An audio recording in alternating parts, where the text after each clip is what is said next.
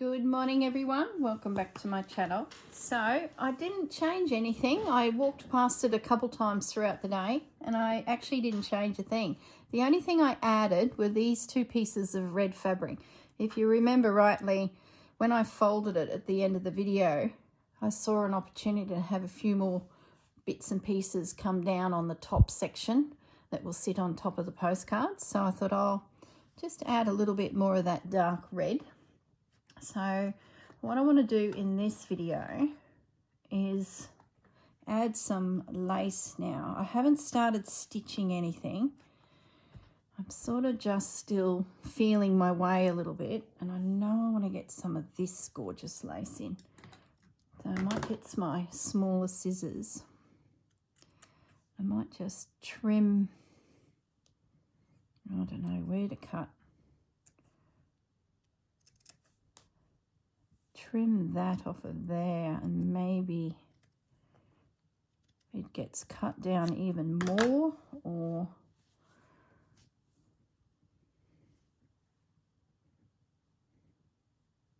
oh yeah, yep, oh love that. That's just, oh my goodness. So I'm going to pin that nice big piece.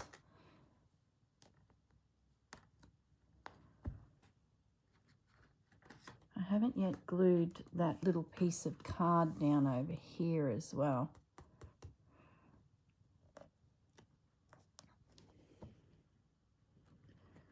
Okay, so I'm happy with that. So we won't do any more of that lace.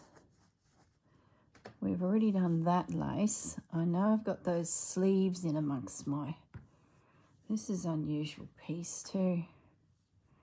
Don't think I want to use that just yet. This is very white.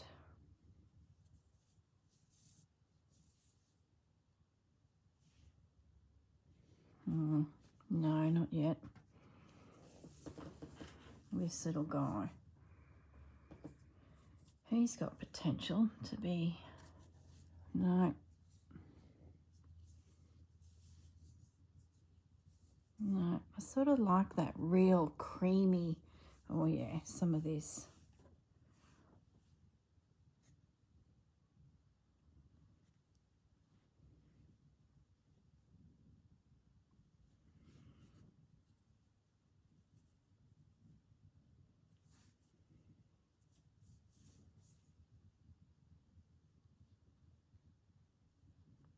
If I cut that piece off of there, just a bit. Goodness me, I can't believe I'm cutting in already.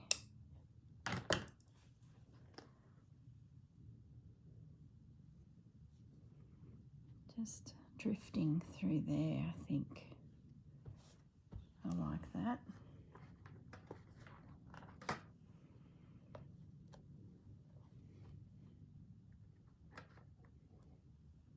I think the next stage will be invisible stitch everything down. Then I can start looking at, is that up the right way? No, look at that, I've got it upside down. Just hold the horses, girl. Oh, I'm going to put it at the angle. Oh, oh.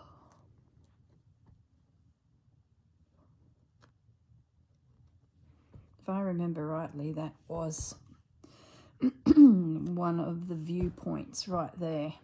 This one, that one. I think I want to use this. Do I want to use it?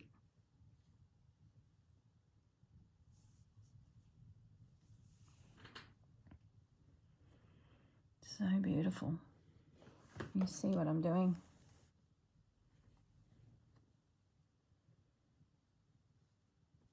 Yeah. Maybe I move this fabric down a little bit so then I can get this lace medallion in there. It's finding a home. Is it up the right way? Nope. It's better.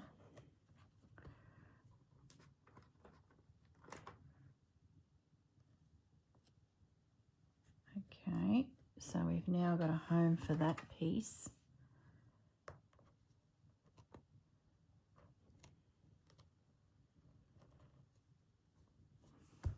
That would be beautiful on the inside on one of those little booklets, wouldn't it?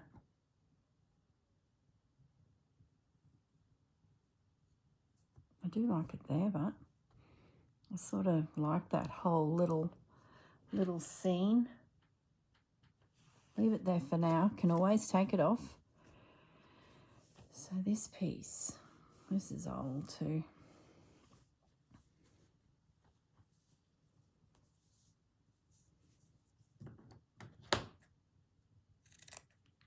Cut a morsel off.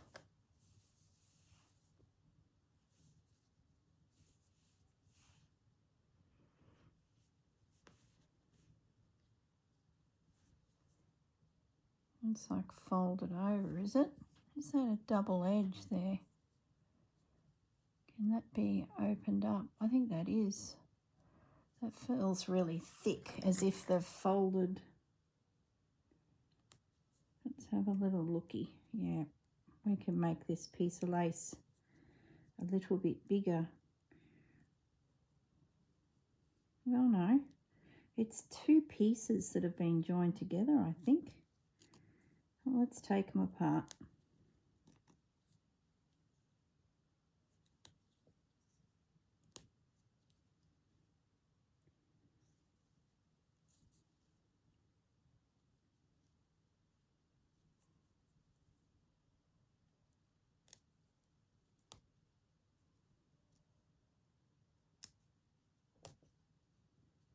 Okay.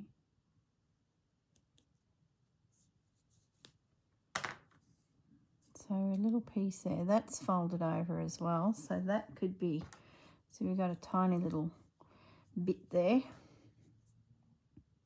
That's been folded and stitched. So I'm going to open that up as well.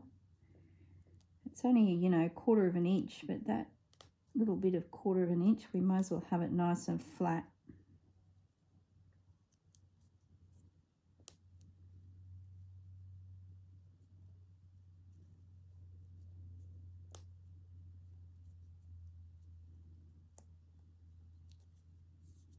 There we go. I think that could open up a little bit too.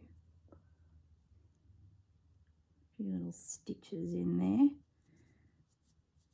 Yep. Okay, so now we've got a nice little piece.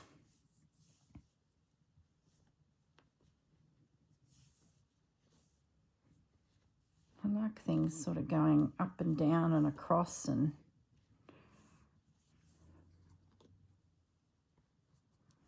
I like it there. Coming down onto that. So that'll wrap around the bottom a little. I'm going to run out of pins.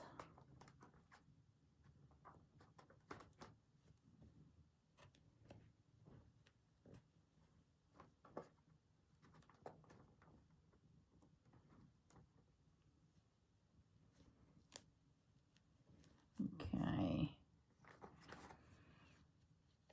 Is that up the right way? I've been doing that all morning. Gosh, it's hard to tell.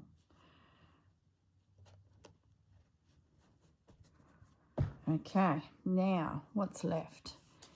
Oh, this little guy. I thought this paper that's attached to these two, I might use internally in the booklet, find a home for them. So I might skip him for now. What else have we got? We could definitely have a little piece of this.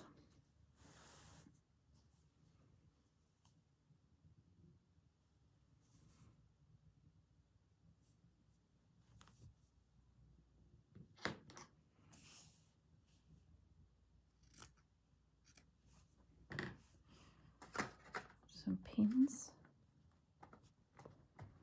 That little guy can go there.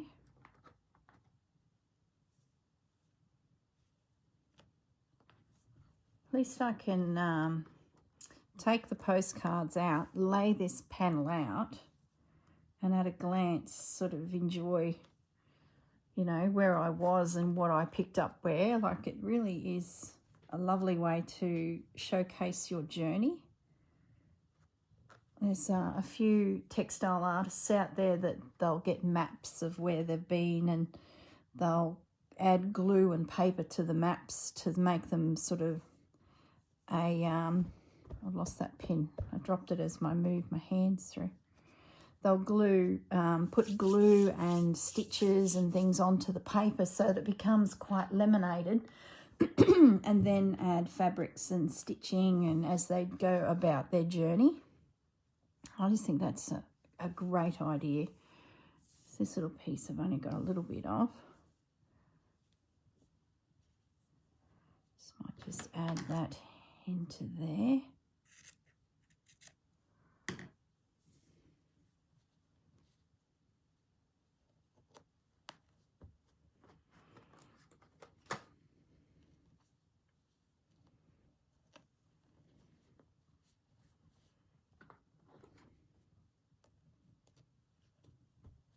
It's really going to take some time to stitch all this down to make sure that no little bits are going to get caught as you sort of, you know, use the journal.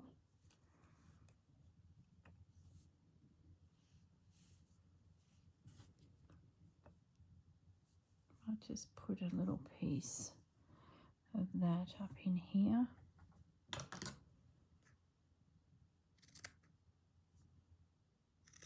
I wonder if those little sleeves I could work into the booklets.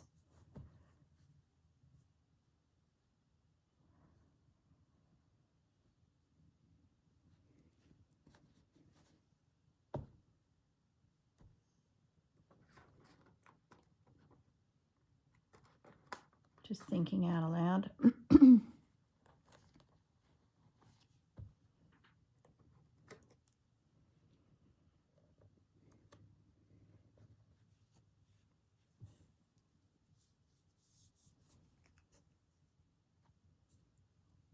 What else can I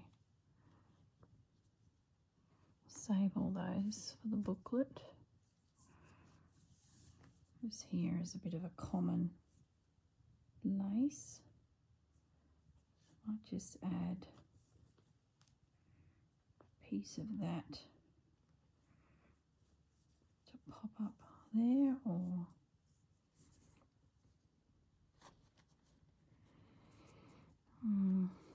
no, it's just not.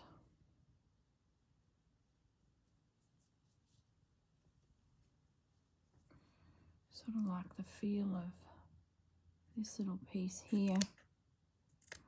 I can't believe how brave I am. Maybe I've got used to just getting in amongst it instead of being so precious. Probably my YouTube channel's given me that confidence just to cut into it, because I might as well use it, you know. I guess it gives me an excuse to go back, doesn't it, and get more treasures.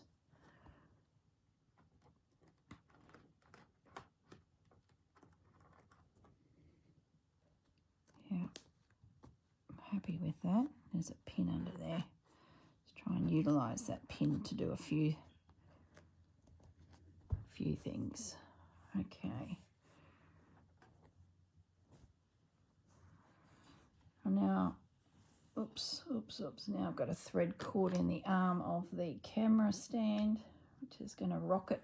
There we go.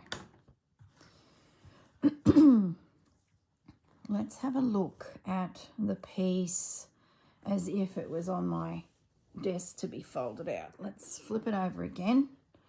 Let's get that edge up. What does the edge look like? Can we improve upon it? And this little edge coming down.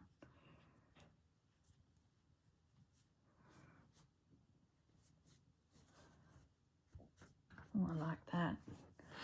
But I think we could be a little braver with some of the textiles. So I'm just going to move the lace over a little bit. And Let's get in amongst these fabrics a little bit more. Let's try and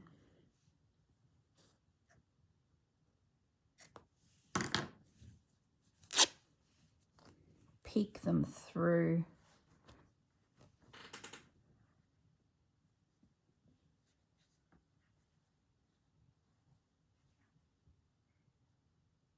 You can't even see what I'm doing. I'm over on this side. Let me just do that. I'm just popping that there so it would come in under there like that.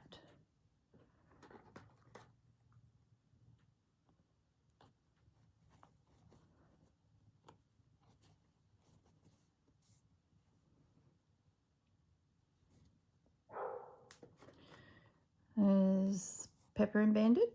They had their breakfast and they're out and about exploring the yard, see what possum went where and who did what through the evening. I might bring a bit of this green.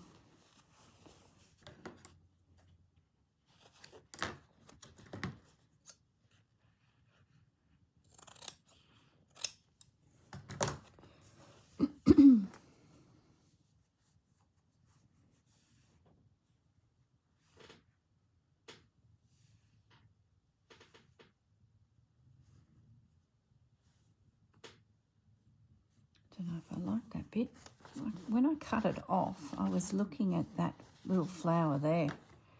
I like that.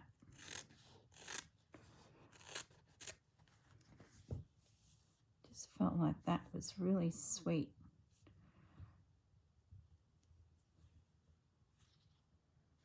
Like that could tuck in there. Yeah, I like that better.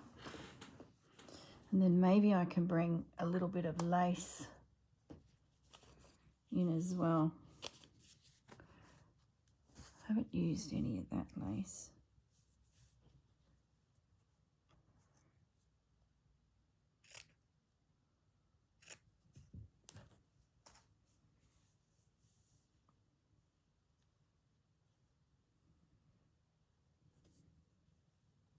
Maybe you can go underneath.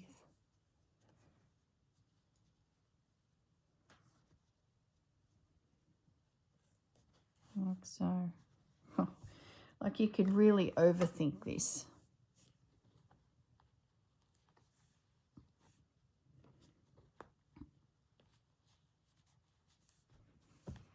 I still haven't decided how I'm going to stitch it yet.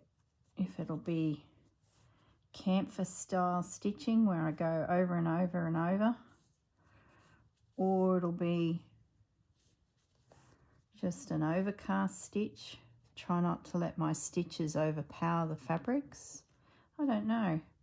I think it'll be a case of just start stitching and see how it sort of evolves. I think some decisions just can't be made at this stage.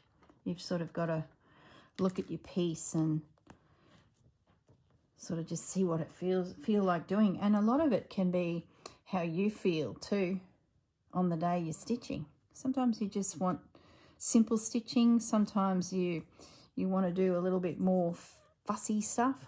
I feel like I need just a little bit of lace here just to break that up. Something fine.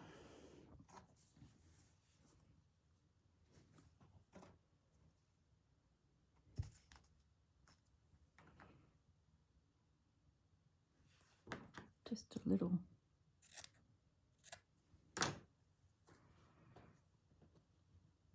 Little piece coming in there like a little collage of lace, layer upon layer, sort of like that.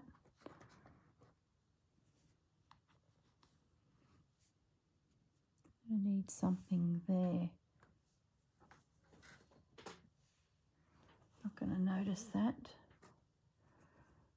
Do I put another little piece of this in there? No, you won't notice it. Sort of needs to be something quite strong. Maybe it needs to be fabric. Maybe I bring another little piece of this red. Yeah, I think that's what I need, is just a cut some of this off. Might be time to start doing those little pieces. You sort of get your big bits down and then you find that little bits are put in. You can't even see what I'm doing. I just looked up the TV. I'm over this side now. I just felt like I needed something here. I don't want it to be too much, but I just sort of felt like that could handle it there.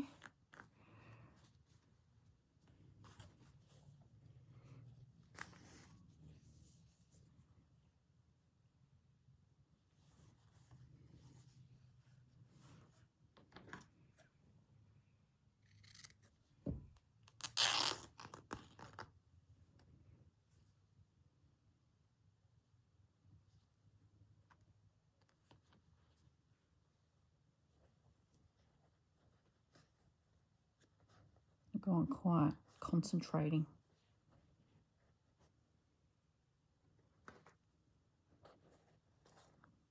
Okay, I like that.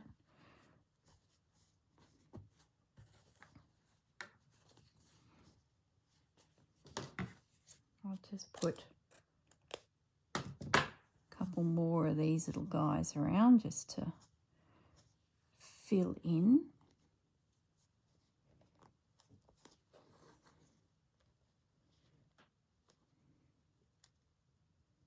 I wonder if that went around the edge. No, leave it where it is. And then maybe this little piece up here.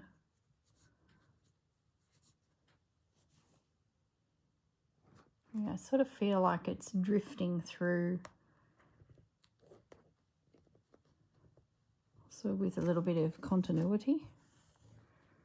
Yeah, so that's what you would see on the inside. It's not too overpowering, but there's snippets of that colour coming through. So let's turn it over now. We're upside down, but that's okay.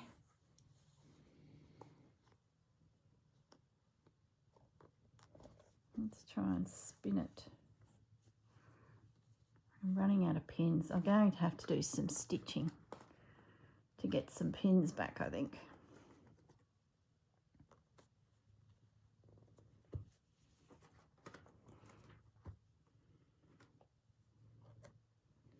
It's amazing how far your fabric does go. All right, let's try and spin this around. I don't need to be too delicate. I think everything's sort of holding quite well. Yeah, that's good. So that's the piece. Now, let's try and fold it as if it was closing. Oops, sorry guys. All right. So we've got a couple ways we could go. We can do, which I sort of feel like my instinct wants to do, is bring them in and in. So that's what you would see there.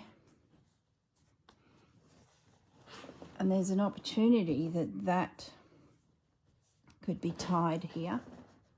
So it looks like a bit of a satchel, but then it closes like that. I think that's what we'll do, you know. So that's the book, and it would look like a book. Then you open the book, and we have a tie here. I didn't buy any ribbon over there or anything like that. This was given to me by Pauline. I'm wondering if I use this. I don't mind that. Use that as my tie. And that can be stitched in, you know, in there. So when the lining goes in, it's all sort of concealed. So that's one option. The other thing I could use is I did buy some trims. There's this little guy. Like, that is nice. But will it hold up to being knotted? So it might be a little bit too delicate. Yeah, I don't think I'll use that. I think I'm going to use the piece that Pauline gave me. She was our lady on the ground in Paris, our guide. And it'll be nice to have that memory of Pauline in the tie. So that's what we'll do for the tie. And we're going to have it so that I'll line that up so it just overlaps there like that.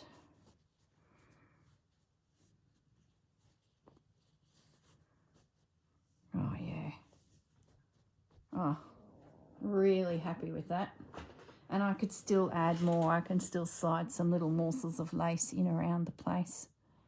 And then that would close up like a book. Undo it, open it out.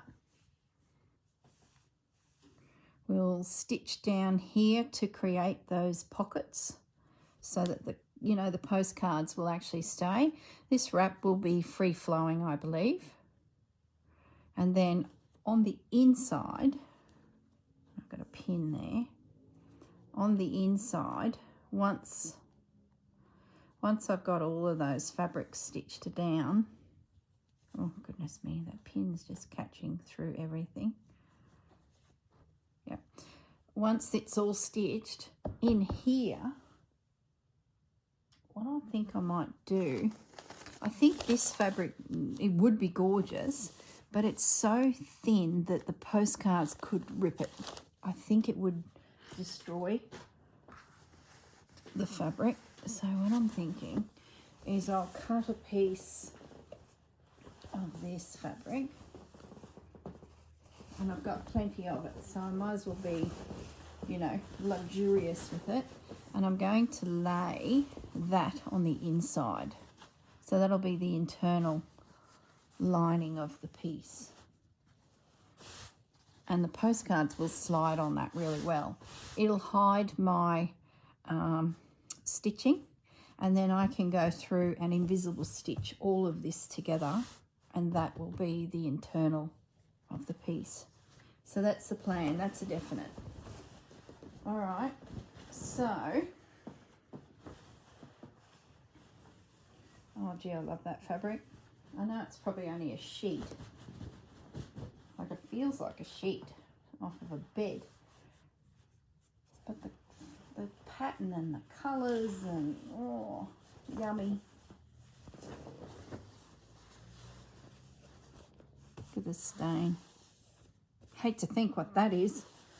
But the lady in the shop, she said they launder everything. It would take them forever. You can tell because everything's been ironed, and it didn't have that musty smell about the shop that some of them had. So I'm just doing a little tidy up here.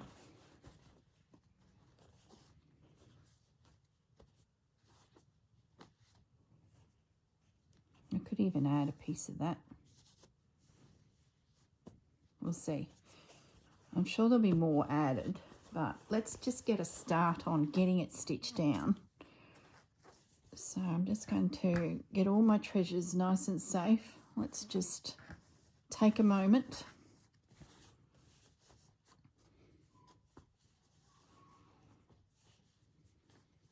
Otherwise it gets out of control really quickly.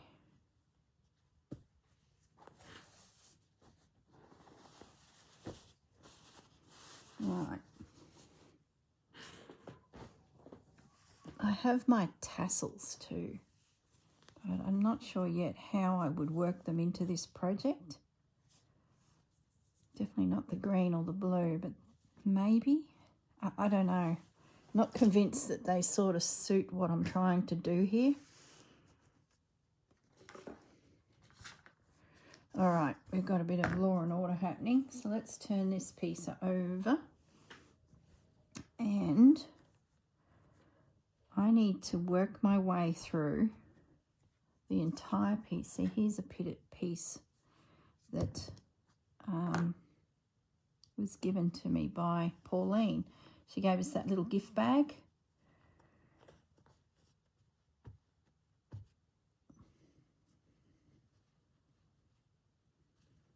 I'll just tuck it in there. It's found a home.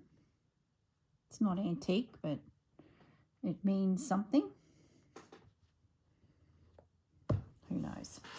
All right, let's get some needle and thread, and I'm going to invisible stitch this whole piece. Now, how are we going for time? We're 30 minutes, so let's do some stitching. And I might just grab my camera and see what the next lot of photos were from our trip. Let's have a look. And that might spark a memory. So let's have a little looky. We've done Versailles. Remember when I was telling you that Casper was down the drain? And we were spending, you know, days waiting for an update on the cat. As we're walking around the streets of Paris, now my husband's name is Gary and his nickname is Gaz. So we're thinking about Casper in the drains. As we're walking around, all of their caps or manhole lids had Gaz on them. Like, what's the odds? Gaz again. And then we started seeing a truck around the place that had Gaz written on it as well. So it was obviously the service department that was looking after whatever's in here, whether it's electrical, sewage or plumbing, who knows? I really don't know. Then this one. So CM, that's my initials, Gaz and Corrine. Like, you just wouldn't read about it, would you?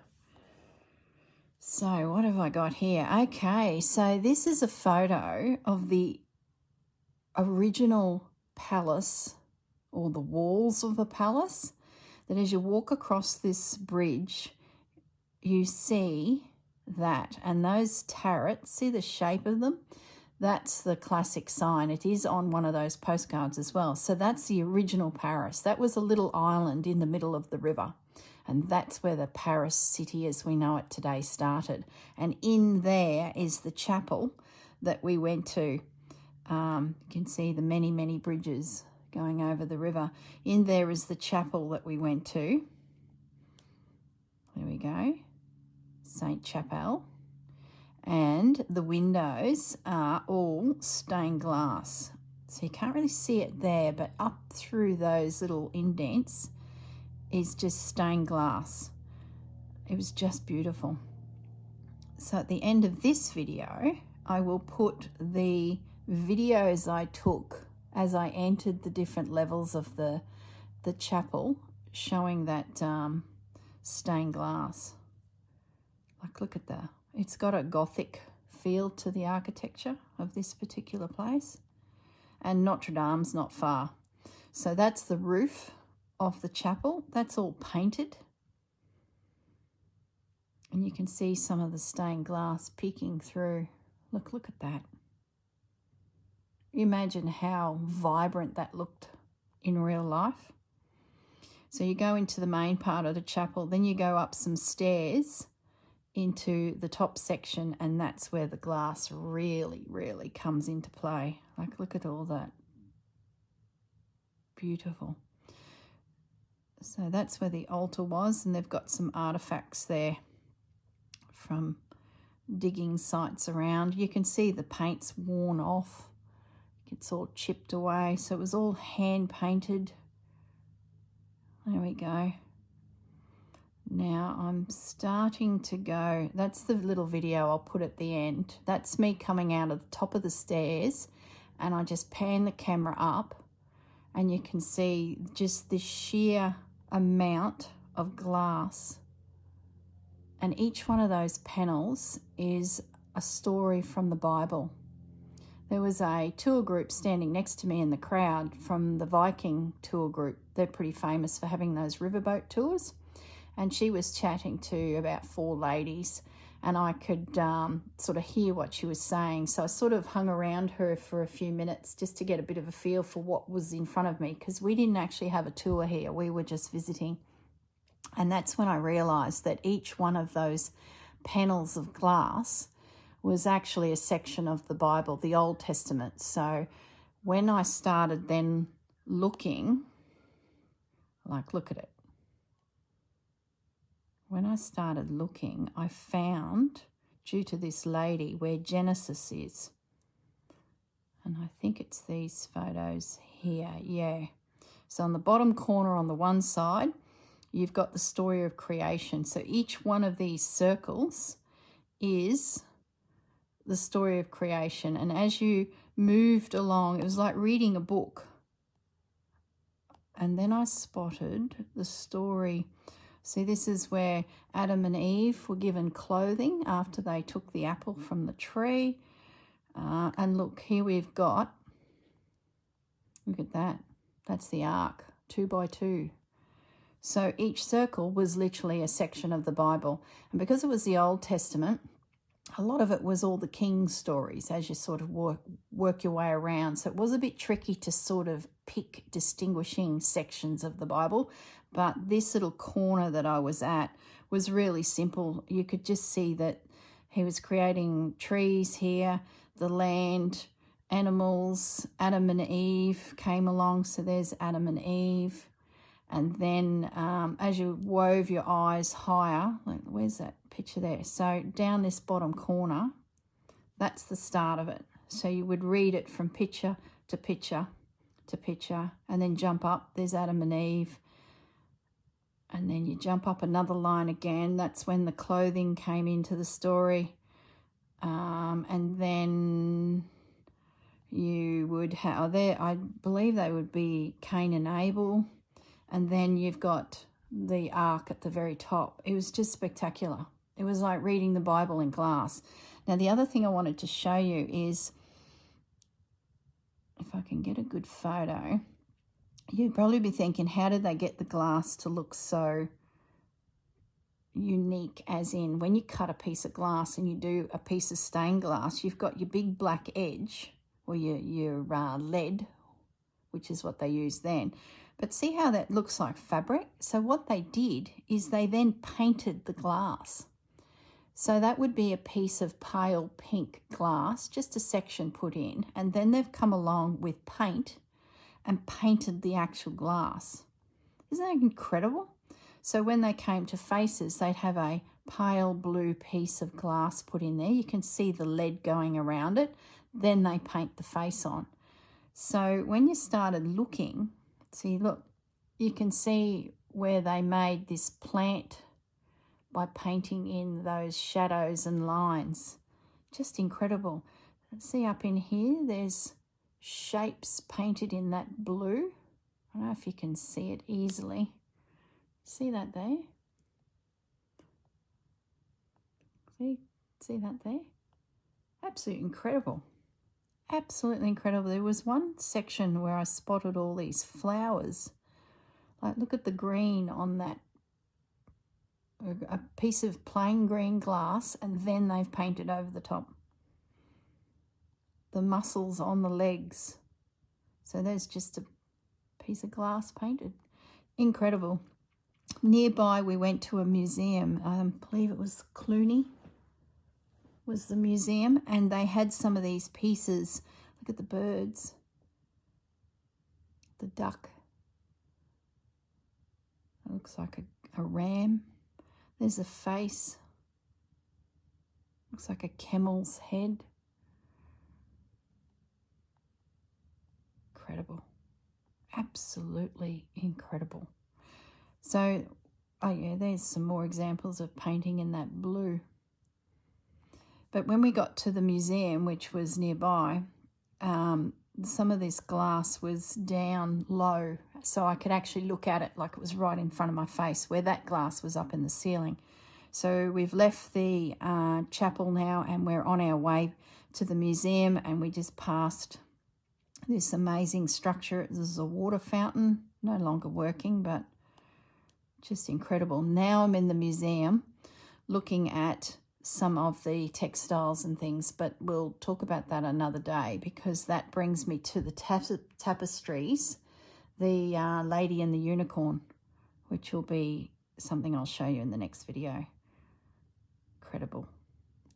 So at the end of this video, I'll put a few of those photos, and yeah, you can enjoy what I saw as I come up the top of those little spiral stairs and was greeted by that. Incredible. So all I'm going to do is, I'm down in the bottom corner here, just found a spot to stitch. I'm going to use normal cotton, I think. I don't want to overpower the fabrics with my threads, I think. So I think I'm just going to use cotton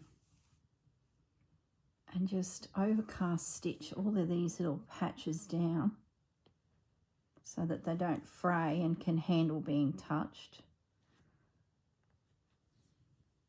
I might come back with some decorative stitches in amongst it, but we'll see.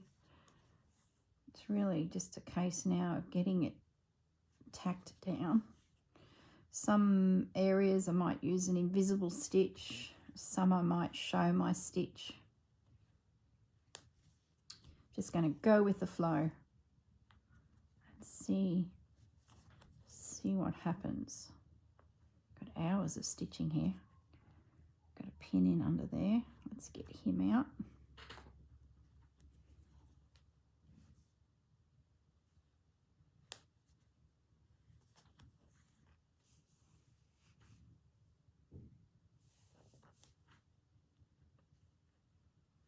So in amongst those touristy places we went to were, you know, haberdashery shops and places part of the tour.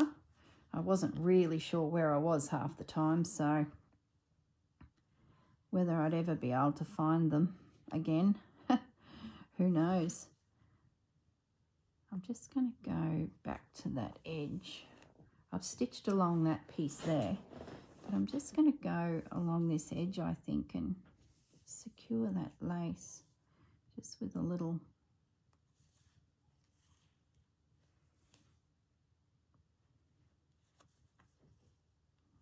stitch to catch.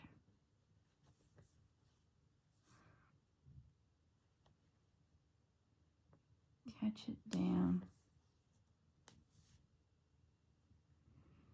And this piece, you could seriously just stitch for months at it. You could just keep adding. You could stitch words into it. So I'm obviously not going to put any text into it from that bag. Might do something else with that bag. Sort of create a useful thing for my room. I might be able to make a rice bag out of those panels or something. Who knows? I bought it to be cut up.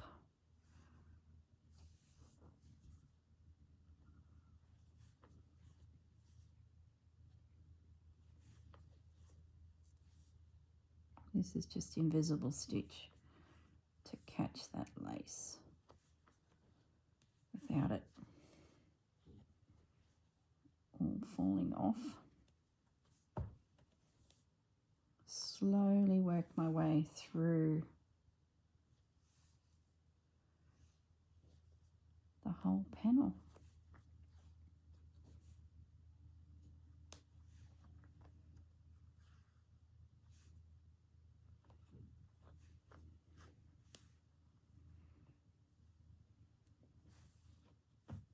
Good when these pins are out because they catch you.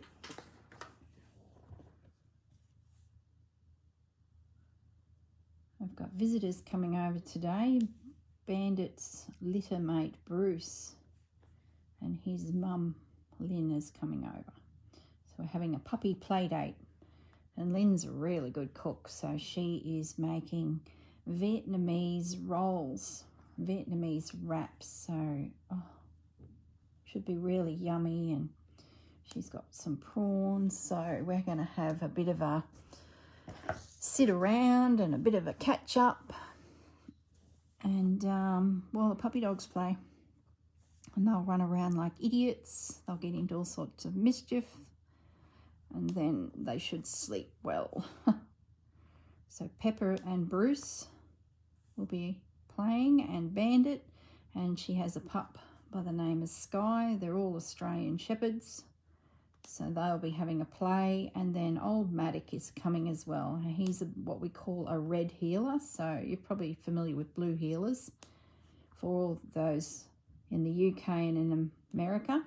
It's a pretty common breed of dog on our farm. So old Maddock, I believe he's like 12 or something. He's an old boy. He's a bit stiff, but he does like to come along, and he has a little run, and then he just trots around and has a lie down and watches the idiots play, the other dogs. Got to be a bit careful because they're fast, and they'll bowl him over, and then he gets a little angry that he's been knocked.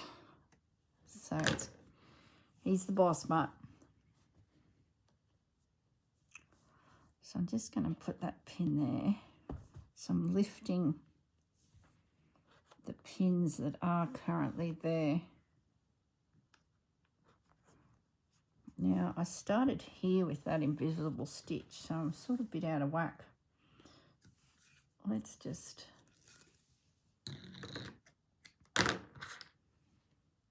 get ourselves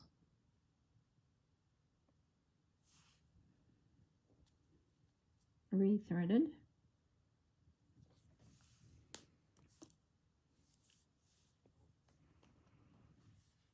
And I'll just pick it up over here.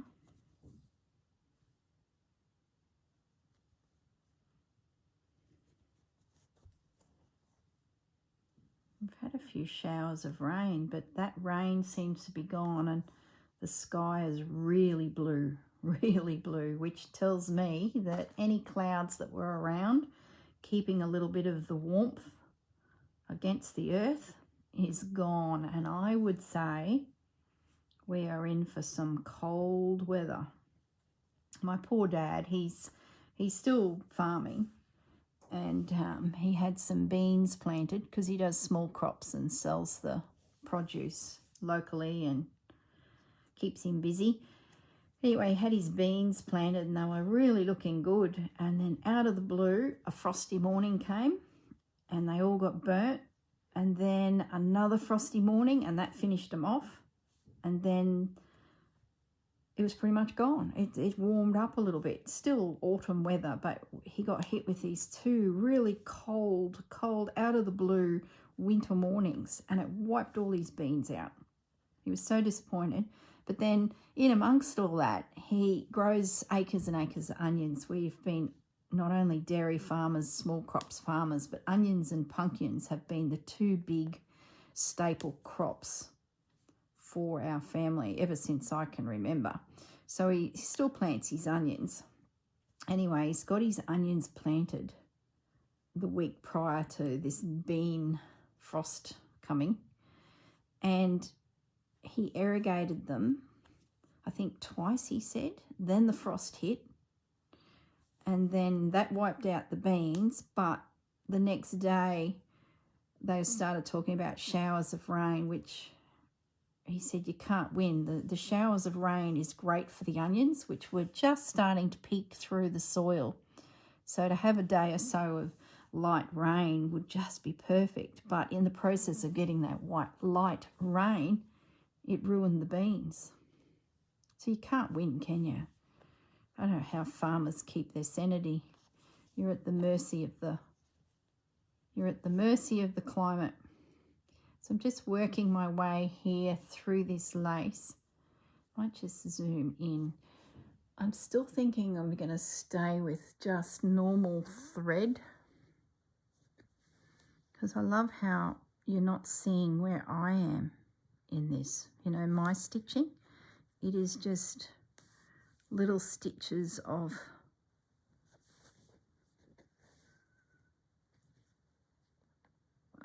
holding the fabric down. The fabric's the hero, I guess, is what I'm trying to say. So I have a feeling I'm not going to do anything fancy, actually. We'll see, but maybe these bigger pieces here I could do a running stitch through, but at the moment I'm just going to scoot around and get this lace stitched down, any raw edges that could fray.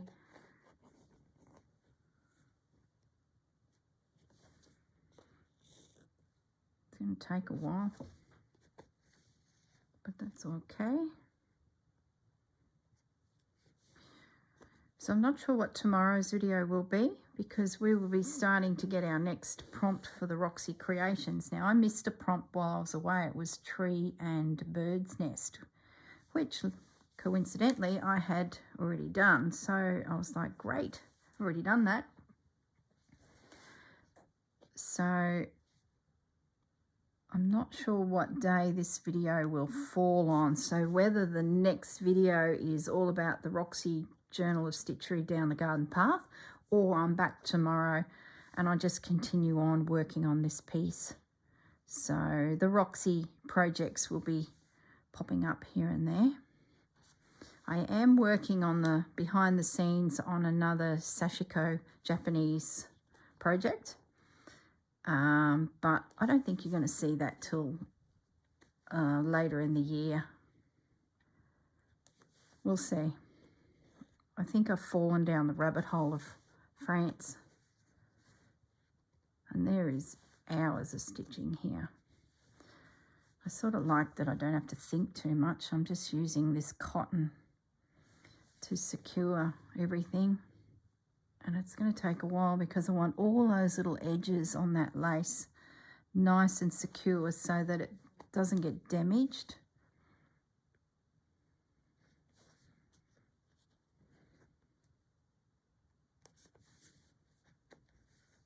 There we go.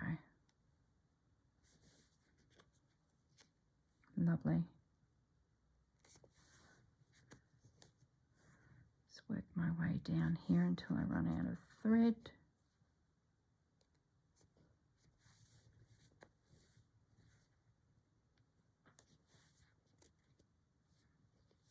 I think I might end that off now.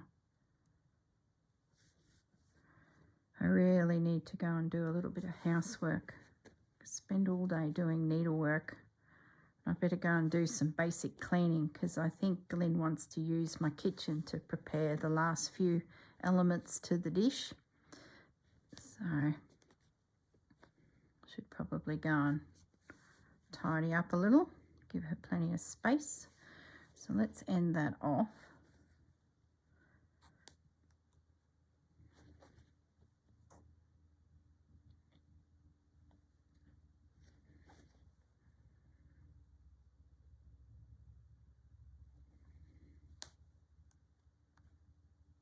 Yep, that's good. Okay. So that is stitched. I might just move that pin over. I've got an edge. Let me just zoom back up, guys. Okay, so I've gone along this bottom edge, so the lace is now attached. I've stitched a little bit around that green piece and I've started working the lace down as well. So it's just a case of, as I go, just keep repositioning these pins just to make sure everything is sitting nice and flat. I'm just working a little area. Don't worry about the rest. It'll all happen. And it's just a case of methodically work around it.